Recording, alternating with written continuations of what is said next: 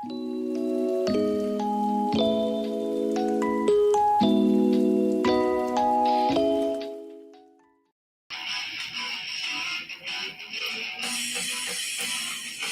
up, everyone? Say you're a geek without saying you're a geek, right? Welcome to the bonus episode here at the Inner Circle Podcast, where if you can tell by the music, if you can't tell by the shirt, it is the Power Ranger review time. We had to come with a review here. I had to get my review on what was such a big part of my childhood growing up. Like, you guys don't know, from like going back to Puerto Rico, Power Rangers in Spanish. Yes, in Spanish. How about that? I had best of both worlds. I got it in English, and then I also had it in Spanish back in the day. Listen, the Power Rangers was such a big part of my life as a kid. An escape. Like, I'm telling you, just like kids have, like, growing up, kids have certain things that they're just obsessed over. Power Rangers was that for me in such a big way, in many ways. Not only as a kid escaping into, like, what was the TV land and the Power Ranger fantasy, but it's just it got me through so much. You know what I mean? Like, it made me, especially back then, getting bullied as a kid, it gave me hope. Like, I too can be strong, and I could be. I have the power to persevere and stuff. Like, as corny as it sounds, but Power Rangers was so much to me growing up. And here we are, years later. There's a new special, Once and Always. Power Rangers, Once and Always. So much has gone on because, as we know, the Power Rangers started way back in the '90s.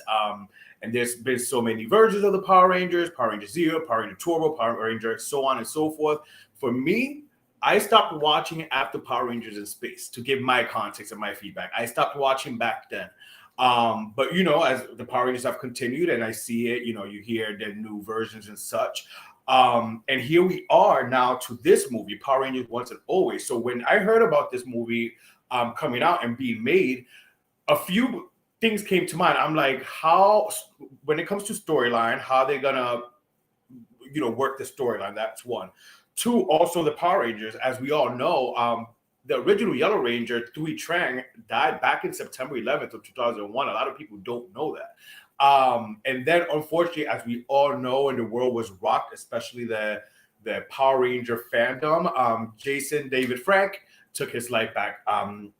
Late last year, which was devastating for the fandom. So a lot of people thought it's not going to be the same. Plus, then we had people like Amy Jo Johnson, who did not return, which we'll touch on that in a few. But let's dive into this. I know you guys are saying, "All right, you're talking too much." Like, let's get into your thoughts on the movie. So let's get into it, right? So the movie starts basically kind of it just starts off right off the bat. There's no slow, there's no slow moving points to get to the plot in the movie. It moves along. First of all, it's not that long of a feature length movie. It's not an hour and a half. It's about 54 minutes, I believe it clocks at. And it starts right off the bat with the Rangers fighting Rita. Now, how the hell did Rita come back, you guys may say, right? Call her Robo Rita, bitch, because she came back reincarnated in a robot body. Now, what I like about this is, again, we all know after Power Rangers in Space, Zordon sacrificed himself. Zordon basically got destroyed in order for the world to go back to good. And we seen all these evil entities prior, when this happened with Zordon dying, basically die as well, or turn into good form, or turn into a good guy. If you guys don't remember that, this was at the end of Power Rangers in Space. Now, we're asking, how did Rita come back? Well, I think the movie does pretty good with explaining storyline and giving reasons of why maybe someone came back. And it was explained very well with her. I give the movie its kudos and its points, its flowers, because it did fill in gaps and questions of where people may be like, well, she died, so how did this happen? I think the movie did that overall very well. We have Billy Cranston back, the original Blue Ranger. We have Walter Jones back, Zach, the original Black Ranger. And those are the original members that we have back. We have Catherine Schillerland, who replaced Amy Jo Johnson, reprised her role as the Pink Ranger. And then we have Steve Cardenas, who played Rocky after Jason left, reprised that role. basically to fill in the Ranger void. Now, the movie did well explaining. In the movie, you do actually see Kimberly and Tommy and Jason, but not without costume.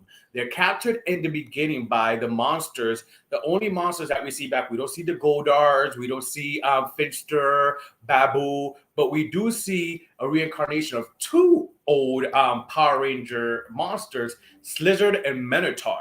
That's their old form if you didn't see the original Rangers, and they came back looking all robo bitch. As you see right here on the screen if you're watching us. So again, they did a pretty good job explaining how we reincarnated these monsters. With Snizzard, he basically trapped the Power Rangers at the beginning of the movie, and the mission basically is Billy and Zach recruit Kat and Rocky to basically save all their friends because Rita's capturing all the Power Rangers from past, even including Dino Thunder and all that stuff, to refuel this time machine for her to go back to in time to basically make her younger self, to get into her younger body, one, and make herself basically kill the Power Rangers before they become Power Rangers and rule the world, right?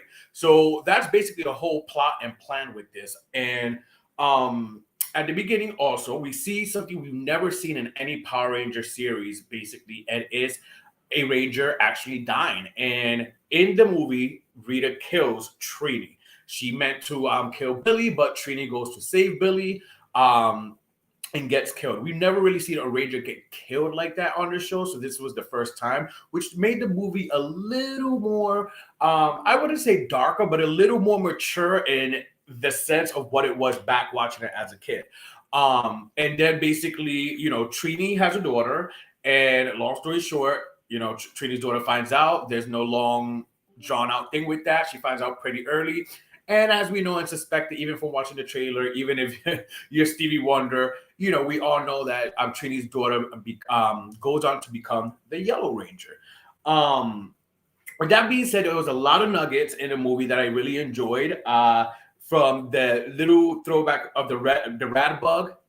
Listen, if you're a real Power Ranger fan, you're gonna know all these little things. The Rad Bug, which was the little buggy car back in the day that they will get on and travel. That was pretty cool to see that in a new form.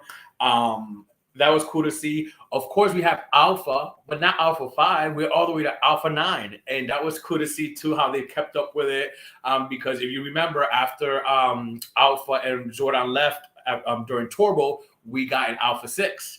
And I guess they continue with the story of Alpha 9. So that was pretty cool to see. Is those little nuggets. And I truly think, although we're going to get to what the people are saying online, we're going to get to the comments, but I do think they did very good with storytelling to fill the gaps where maybe fans had questions and concerns. And then even with the little nuggets, like, again, the Rad Bug, Alpha 9, even with details such as, and this is where we get deeper and real geekified, Bandora's Palace. When you see Rita's Palace, basically, this time around, you see from the outside says Bandora's Palace.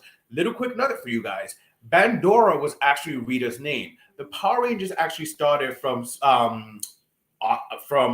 Japan, Chinese, called Super Sentai, and all the footage, if you guys didn't know that, we see in the old Power Rangers, including Rita, is from the Japanese version. And Rita in the Japanese version, which you guys can actually watch on Tubi, on the Tubi network, you can see that Power Ranger version. Although it's in, the language is different, but the subtitles. I'm not gonna lie, I watched it, but Rita in that original Power Ranger Super Sentai, she is called Bandora. So I thought it was a cute nod to, like, say, Bandora's Palace, although we still calling her Rita, but that was a cute nod to tie into the original Power Ranger Super Sentai. I enjoyed that. And it was really cool. Even the morphing, you've seen the old morphing style, but they also had new morphing styles where they morph, which I thought was cool to see. It was a little updated. It was cool. It was cool. If you're a fan, definitely watch it. Now let's get to the reviews, because I was surprised that a lot of people, was posting about it, excited to see it. I'm like, oh wow, Power Rangers was really that impactful. But I was surprised at the type of people that were posting it was about to check it out. So that was cool to see. But with that being said, I also was reading the comments and seeing what people had to talk about and what people had to say about the movie. And it seems a lot of people didn't like it. Some people was talking, chalking it up to budget. They thought budget was cheap. They talked about the Megazord. I personally thought when the old Megazord came out, I thought it was kind of cool, to be honest. I think people expected something way more 2023, very high budget movie graphics, but it's like it's not a high budget movie graphic. It's a Netflix special. So, I thought, my personal opinion, I thought the Megazord looked cool by itself, but some people chalked it up to cheap. Some people called it corny. And again, I think I can see why those feelings are out there just because we are, especially the fans checking it out now, we're grown. Hello, we're grown. Some of us are parents.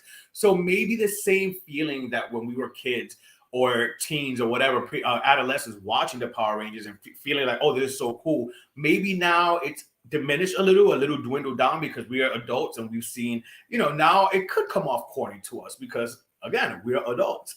So, those were a lot of the comments. It wasn't the best out there. I didn't see a lot of people raving like, oh my God, this was great. But what I did see some people saying is they took it for what it was. It was cool to see certain things and just feel that nostalgia. With that being said, also going back to Amy Jo Johnson not being in it, as we know the reason why Jason David Frank was in it or Thuy Trang. Austin, which was their original Red Ranger, Jason, he wasn't in it because he was obviously not obviously, many people may not know, but he's going through some legal issues himself.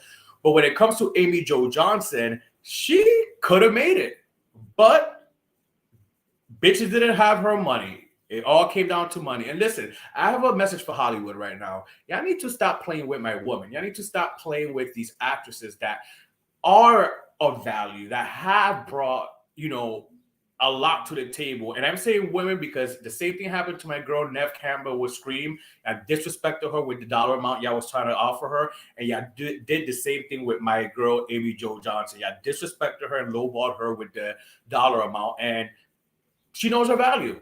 Amy Jo Johnson knows her value, and that's why you don't see Amy Jo Johnson in the movie. She knew her value. But you see her different ways. At the end of the movie, they do a cute little nod from an old episode of Power Rangers when Amy Jo Johnson and Walter's characters are singing a song, and you see all the Rangers. Not gonna lie, I shed a few tears because then they do the whole in memory of Thuy Trang and Jason David Frank. So I definitely shed a few tears at the end of the movie. You may too. But overall, I would say check it out. It doesn't hurt. What's 54 minutes of your life, right? It doesn't worth shit to waste your time out there watching. Check it out if you're a real fan. I always say I like to voice my own opinions. I like to see things for myself, even if the whole world is saying it sucks. So definitely check it out for yourself. Now, my rating for the overall, y'all may want to know, okay, get to the point. What do you think overall of the movie? What do you give it out of 10 Rangers? I give it a 7. I give it a 7. For what it is, I give it a 7. I enjoyed the little nuggets. I just enjoyed feeling nostalgic. But I give it a 7. I give it a 7 because, again, I do think me knowing and being a Power Ranger fan and the storytelling, I do think they did a great job of filling in some nuggets and some gaps in storytelling and explaining things. Again, I like the little nuggets. That they put in there. That was pretty cool to see. There's some flashbacks there. I took it for what it was. So a solid 7 Rangers for the Power Rangers out of 10. So check it out. It's on Netflix. As far as you guys, hey, if you guys like this review, make sure to like it, follow, subscribe, share. I appreciate you guys. Catch us every Wednesday with new episodes of the Inner Circle Podcast live at 8 p.m. Eastern and the next day streaming on all your favorite platforms. I'm Charlie. You could find me at CharlieB05 on my personal Instagram. You could also follow us on the Inner Circle Podcast Instagram. And I'll see you guys at the next review. Oh, yeah. Oh, yeah.